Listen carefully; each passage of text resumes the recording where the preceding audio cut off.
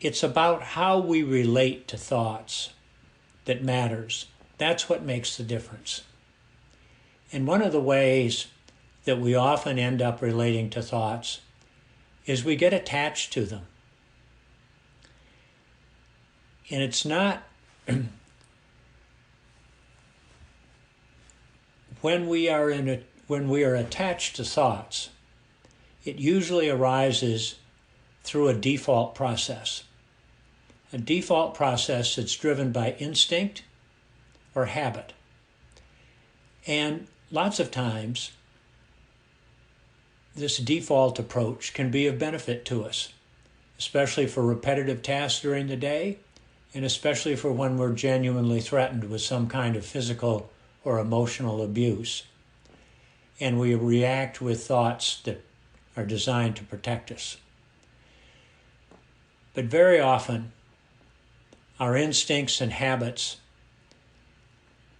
are driven by a void in approach in ways that lead to fear, with craving for sense pleasure, for craving for acquiring the next cool tech toy or a new car, craving for accomplishing. If I can only add one more item to my resume, then everything will be okay. I will have accomplished everything that I've set out to. And we also can easily get attached to outcomes. Almost everything that's about to happen in the future, whether it's the next few hours or weeks or days, has a degree of uncertainty with it. And so when we get attached to a specific outcome, just as with all these other ways that we get attached, it can lead to suffering.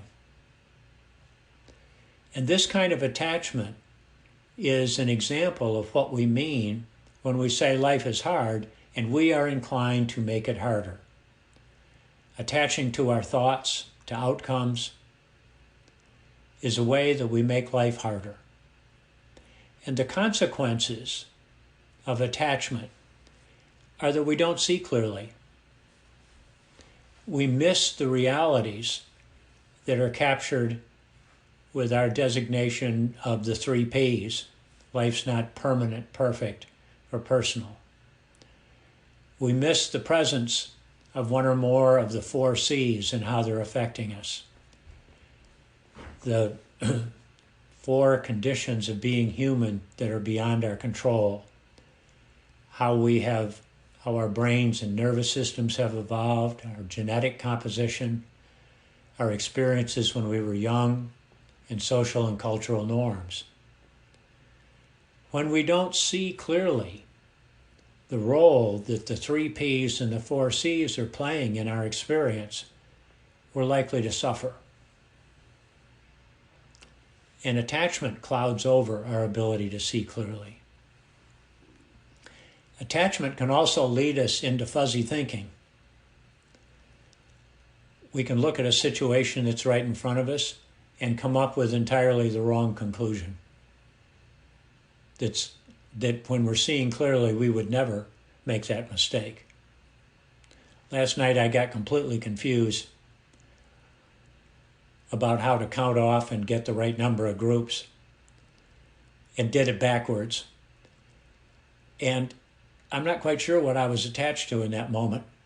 Probably trying to appear to be smart, but in any case, that attachment led to some fuzzy thinking. And Vicki was very gracious. She didn't correct me. She just bailed me out by accommodating, which was very helpful. When I was thinking about attachment in preparation for these comments, for some reason, the childhood game of crack the whip came to mind. For those of you who don't recall a crack the whip experience, it's when a bunch of kids get in a line and all hold hands, and one person's designated as the leader. And the leader starts moving around, walking in different directions. And it turns out that by the time there are about 10 or 12 kids in the line, if the leader takes 2 steps in one direction, the 10th or 12th kid in the line is forced to move about 6 to 8 steps and completely beyond his or her control. And the interesting thing that happens when we're playing crack the whip and when we're at the end of the line, we're so afraid of being thrown free that we hang on harder. We hang on even harder. We secure our attachment to an unpleasant experience. Now, maybe you were the kind of kid who loved being whipped around, but at some stage it can get to be too much. And it's hard to let go in that moment because we fear the consequences of letting go, maybe even worse than the consequences of holding on. So the alternative to attachment is letting go. And I really want to emphasize this point, and I'll probably say it 2 or 3 times. We're not letting go of thoughts. We're letting go of our attachment to thoughts. It's the attachment that is problematic. It's not the thoughts in and of themselves. It's how we relate to them. One area of letting go of attachment to thoughts that can be very beneficial is letting go of attachment to outcome. Anything that's going to be happening in the future inevitably has some dimension to it, maybe tiny, maybe large, that's beyond our control. And the more the outcome is beyond our control, and the more we're attached to it, the more likely we are to be disappointed, to be unhappy. And maybe it's a big enough deal that it even prompts some suffering. So instead of being attached to an outcome, in Kay's famous words, we can hold it lightly. We can hold our attachment to outcome, our relationship to outcome lightly. We can hold our relationship to assumptions lightly. Not because we don't care, but because of the downsides of attachment. The alternative to attachment, I think, might well be described as being willing to be in the flow of life. We don't want to just stand on the riverbank and watch life go by. But if we jump in the river and we're attached to controlling every moment of our experience, we're soon going to discover it's pretty unpleasant, because water always wins. Water wins over humans. So when we jump in the river and we're willing to flow along, maybe some of you have been whitewater rafting. I did it a few times out in West Virginia. And I clearly remember the guide saying to all of us early on, we're going to go over some rapids that are pretty tricky. And it's possible that the boat will turn over, or it's possible that you will get thrown free from the boat. If you do, because you're wearing a life jacket and a helmet, do not fight the current. Do not fight the rapids. Put your feet forward and roll with the flow. And the rapids will pop you out in no time, and you'll be just fine. I thought that was just such a clear lesson in the difference between being attached to our own control and trying to fight things that are bigger than we are, as opposed to skillfully, feet first, wear the helmet, wear the life vest, roll with the flow. So let's do a little reflection. It's not a full meditation, just a reflection. Bring to mind a specific outcome in the not too distant future that's important to you. That some event that's going to happen turn out one way or the other.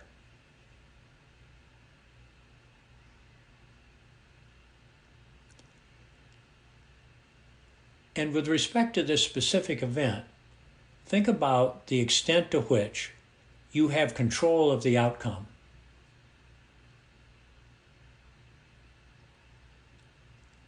There may be some very specific things that you can be doing that will influence the outcome that you prefer. So focus in on those.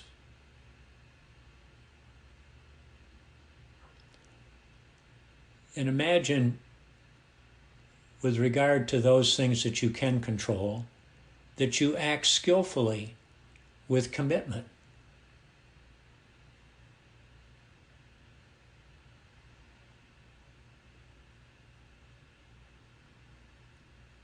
And take a moment to note the difference between focusing on what you can control and acting skillfully with commitment, and being attached to an outcome you cannot control.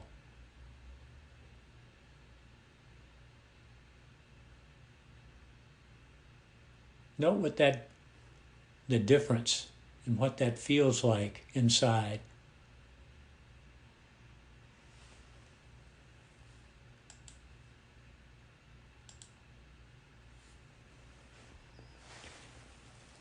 So we'll extend now into a meditation around this.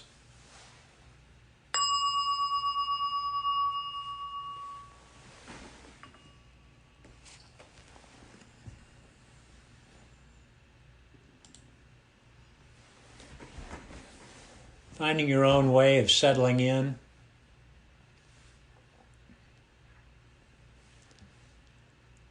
Of allowing yourself to soften.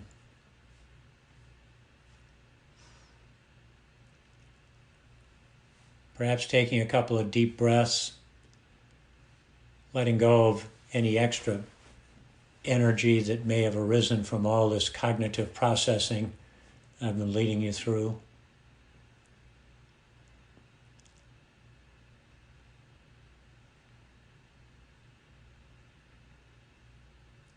And directing your attention to your breath.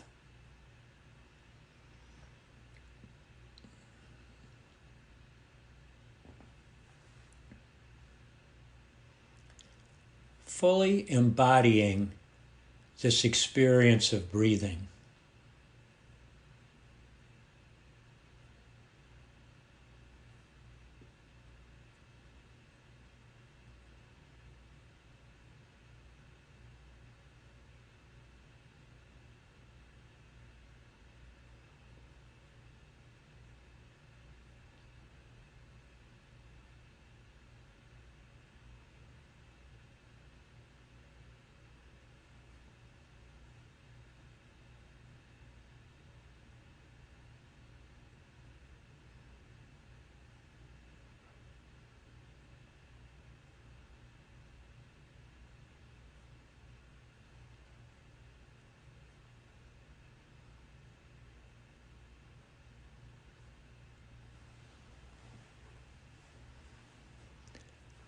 And now shifting into a kindness practice. And bringing to mind a friend that you know pretty well, but don't have too complicated a relationship with.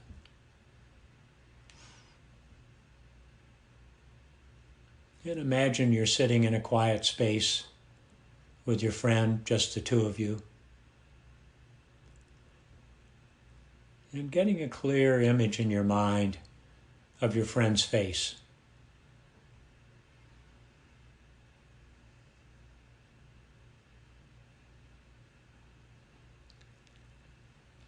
And bringing to mind the times when your friend was struggling in life, when there were some important challenges that your friend was facing.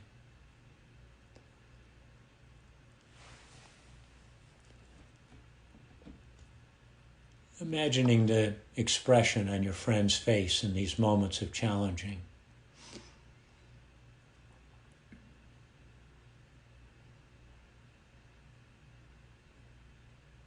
Tuning in your own empathy to your friend's difficulties.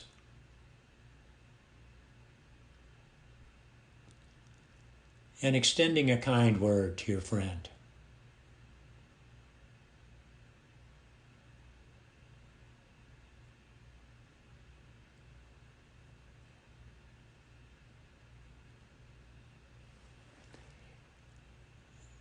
And letting go of this situation where your friend is struggling, and alternatively bringing to mind some circumstances in which your friend was joyous, happy, good things were happening. Noting the shift in expression on your friend's face.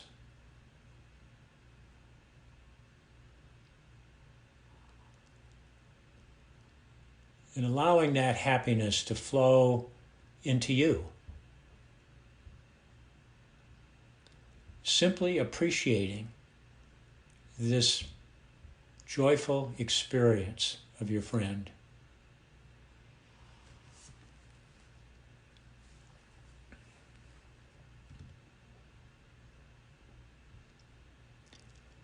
And embodying these feelings.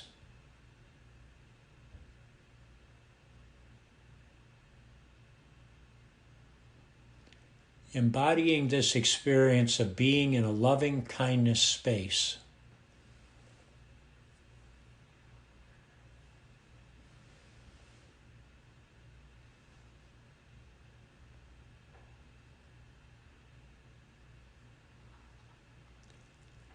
And now recalling this outcome that we reflected on earlier that's important to you, and how you shifted your focus from the outcome to what you can control.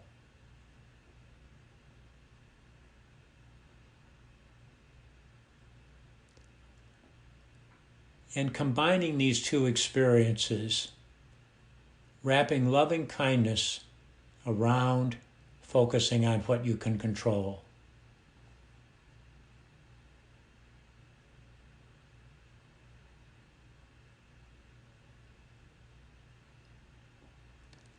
Feeling as if loving kindness is a lubricant that can allow us to let go of what we're attached to.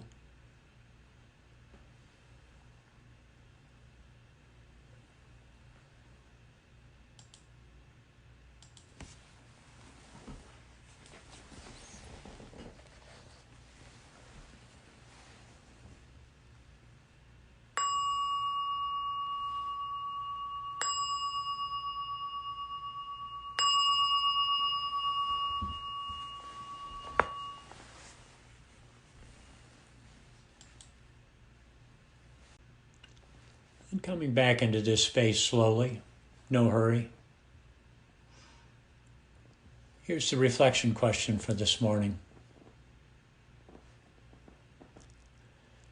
Where might there be some attachment in your life that you could experiment with letting go? Not asking you to dive off the deep end here. What might be an attachment that you could experiment with letting go? And in particular, comment on what role you think space, spaciousness, and loving kindness could play in this letting go experience. An attachment you could let go of, and the roles of spaciousness and loving kindness.